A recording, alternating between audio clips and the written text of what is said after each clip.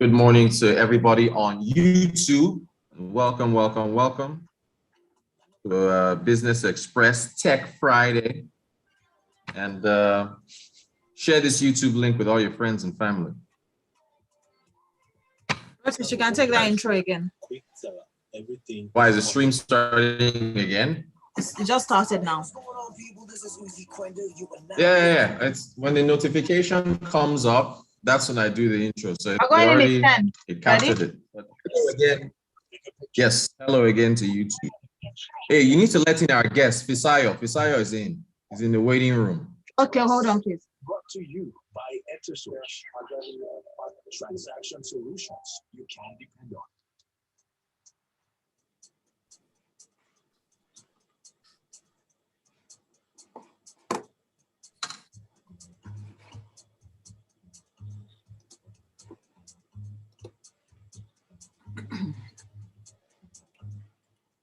Good morning and welcome. Good morning and welcome. This is Business Express 981. My name is Lakumi. It is good to have you. Thank you so much for joining us. This is the segment where we talk all things business, but today is Friday, so it is Tech Friday. And I have with me in the studio Rotus. Hi, Rotus. Good morning, Olakumi. Good morning to all our listeners. It's great to be here with you on Christmas Eve. Yeah, Christmas Eve. And of course, Fisayo is joining us. Fisayo Dorojai, good morning. Good morning. Good morning, Lakumi. Good morning, everyone. Merry Christmas in advance. Okay, for a Tech Friday conversation, please send your messages to 0809 444 0981, 0809 444 0981. That's the number to send a message to. And you should know that we're streaming live on YouTube. We're live on YouTube, so please go to YouTube and type Smooth 981. That's where to find us. Send your messages there as well, because we're going to be taking your messages on there. Roches, we're talking about NIN. What's going on? Please go ahead. Yeah. So NIN, the Minister of Communications and Digital Economy, Issa Pantami, at a forum that they will be using these temporary generated NIN numbers for merchants that are asking for it. So if Fisayo is a merchant, you or Lakumi are a merchant, create one NIN for Fisayo and then generate another for you. It expires in 48, 74 hours. It's supposed to be about privacy. Fisayo, what's your take on it? How do you see it, this development? I mean, so I think, again, I think that there are concerns around the security and things around identity theft and all of the issues around it. So I think that's why the minister is thinking about, they called it tokenization, where rather than send the actual number, they send you a token to verify your identity, right? And then of course, token expires within a couple of hours, right? So that the real NIN number of the person involved is not revealed and it's not stored. But of course, when you get the token, it approves. I mean, it serves as a temporary approval. Kind of an approval to say that yes, this person. Is it just me or Fisayo is echoing? Fisayo. Okay. Maybe there might be a problem around there. I don't know. I'm not sure. Okay. So I don't know. I hope it's better now. Fisayo. Closer to me. Can you hear me now? Yeah, we can hear you. Yeah, we can hear you. Okay. So essentially, that's the idea, right? That potentially they could use. Yeah, I think you switched the headphones, so it's working now. Now I don't think you hear the echo anymore. Okay. No. Is it better now? Yes, please go ahead. Yeah. Okay. All right. Yeah. So it's the token that will be sent to people that need to verify someone's identity. So I think it's a step in the right direction. And then just hope that it works, essentially. Because again, because you're not going to send in the thing, it means that there's an uptime problem, for the token generator, all of the issues around it. So if the person generating the token is not online, I mean, not the person, not the physical person, but the system generating the token is not online. Maybe they're using some server in Ikorodu, and the Ikorodu server is down. You won't be able to get the token, and the verification won't happen. So again, these are some of the issues that can come up, but I think it's a good step in the right direction, I guess. So this is basically for Good merchants. stuff. Are individuals going to be able to use this as well, or is strictly for business? Well, I think it's strictly for verification because as an individual, you have your original NIN number, Yes. which essentially you don't necessarily need for yourself, right? Except maybe I don't know, except you have an ID card or something that you have to show to verify your identity somewhere. But the NIN number itself is not needed by you. It's needed to verify you somewhere else, right? Most of the time. So it is those verification that you now need the tokens for. Okay, I understand that. Thank you. Christoph, so I want to get your thoughts. Max NG, we hear they've raised $31 million in a Series B round. How do they plan to use the funds? What does this mean for ride hailing? Well, it doesn't mean a lot for ride hailing, but it means a lot for electric vehicles in Africa.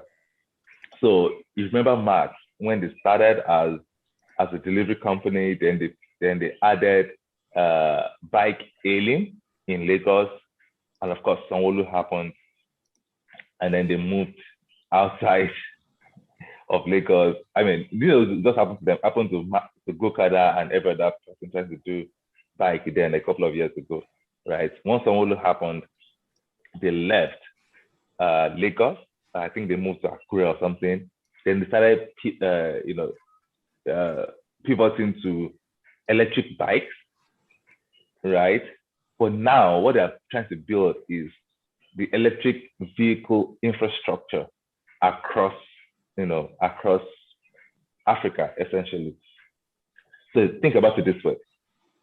Think about them building filling stations or charging stations, right? But this time around for electric vehicles, either it's bikes or cars and all of that. So I guess the story here is that Nigerians will soon, there'll be a proliferation of electric vehicles in Nigeria. So once that proliferation happens, or in Africa, not just Nigeria, because they mentioned Ghana, they mentioned Egypt and a few other countries, South Africa also. So once that proliferation happens, everybody that owns an electric vehicle would need a place, we need a system to charge the vehicles. That's number one.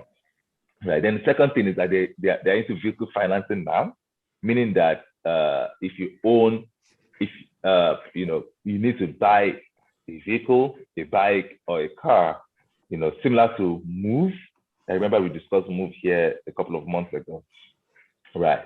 Similar to Move, you can use the Max system, essentially, and then they will help, the ride-hailing driver to acquire his own vehicle using the Max system. So I think that the two major things are, I remember discussing in the group, like, wow, this is a hard pivot, from what Max, set out to do in the beginning. So I remember, so that story, this thing that happened reminded me of one of the key mantras of venture capital investing. So just now, yes, every time we're investing, we invest in the founders. So imagine the founders gave up when Lagos happened to them.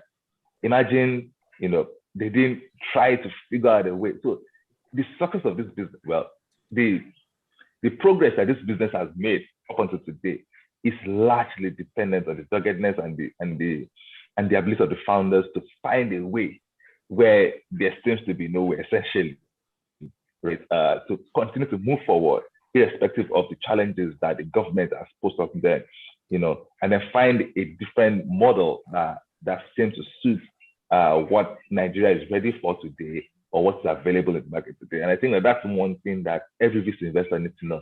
Each time I'm talking to a founder, not just talking about the opportunity, I'm trying to gauge, does this founder have optionality? If this business doesn't work, would this guy just go to GT Bank and go and work, right? if this business doesn't work, will this founder just, move on, go back to the UK and just move on, right? Or will they find a way to ensure that it works every time? And that's a skill that every founder needs to have. And I think that's what Bamidele and his co-founders have. And I think that's just some A-class founder stuff happening here. All right. So Max is out of ride hailing. They're done. They're done. I agree with that, because ride hailing I think that ride hailing only works in major cities, Lagos. And of course, if I look at the posture of almost every government, they are not comfortable with bikes. So even people that are in Ibadan today, I've been to Ibadan, and if you drive in Ibadan, it's annoying. You just see bikes flying left, right, and center. It just doesn't make sense, But again, governments are taking, government has a hard posture against it, but most of them have not banned it yet, right? I don't know if you can use bike in Abuja, for instance. You probably cannot, right? So it's a difficult place to be, except for maybe other tier 3 cities, Ijebu-Ode, Akure, all of those kind of cities. Then bikes are used because that's probably. But at those places, it becomes a matter of skill. How do you give people apps to use bike in Ogbomoso? I don't know how that works, right? So, but it's a city problem. Bike hailing should be a city problem, but cities are saying that no, we don't want bikes. So I think it's a step in the right direction that bikes shouldn't, they should move out of that space, because it's a difficult regulatory terrain. Remember that this is Business Express. You can send your messages to 0809 444 0981. That's the number to send a message to. I'm joined by Rotus and Fisayo. Sorry, real quick, only a couple minutes to go. There's a new e-learning platform that's been launched by the federal government's Ministry of Education. Why are you shaking your head? And it's an e-learning platform because of COVID, because of distance learning. I think it's just for primary and secondary school. I think schools can key in as well. What do you make of the development? Wow. Okay. My response has always been simple. Government has no business in business. This is something that private sector should be handling, right? Because they are designed for it, And it's a big problem. We've seen this happen not just in federal government, even in Lagos, where you don't know where there is no difference between the regulator of something and the operator, right? So the same way, it's a big problem everywhere. One problem with oil and gas in Nigeria today, well, PIB seems to have solved that, is that NNPC became an operator and also a regulator in the same space, right? The same problem with out-of-home advertising in Lagos is that LASA became an operator, started selling billboards, and also a regulator in the space. So imagine NBC having a radio station and having a TV station. So that's what is happening here, where the Ministry of Education thinks that it's within its, authority or ambit to design, a B2C learning, app for consumers, where they could just create an environment that ensures that people are able to learn, digitally using the system. So it's not necessarily within the ambit of the government to create a learning app and then have teachers record videos and upload videos. It's not their job, right? But of course, it's where we found ourselves. So of course, the argument will now be that, for people living in rural areas, guess what? People in rural areas cannot watch videos, right? Because the internet, the quality of internet there doesn't support it. That's number one. Then then the cost, because this one is free. Yes, right. So you've offered a free. So there's a way the government can support, people with work with these private sector players to offer these learning services to people that they think that cannot afford, to use it, because the quality of instruction there is better. I've seen some of the videos on the government network. I've seen some of the videos on the private network, and I will choose the private network over and over and over again. Just last week, on Ogunde, you just announced a race for our own company. Sorry, we're out of time. Oh, yeah. And of course, you left it at a couple of months ago. Guys. You see, we always have a good time on the show. I mean, we always have a good time on the show. Thank you so much, Pisaya, for joining us this morning. A quick message from Cisco Delgado says, if Nigeria likes, let them lag behind. As for me, now I'm learning EV mechanics and repair online. Once I graduate, I will open up a mechanic shop for fixing electronic vehicles.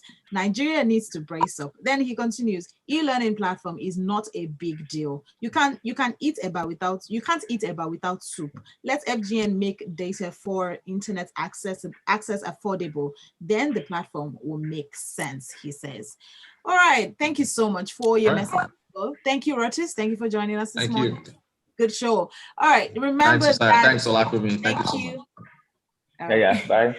Remember that we have smooth music coming up next, and you can totally join in the groove. Just have a really good time while we play this lovely music for you. We also have Christmas songs lined up for you. Excuse me.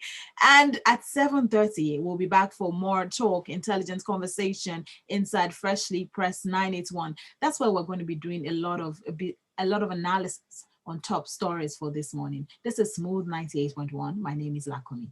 Business Express, brought to you by EnterSwitch.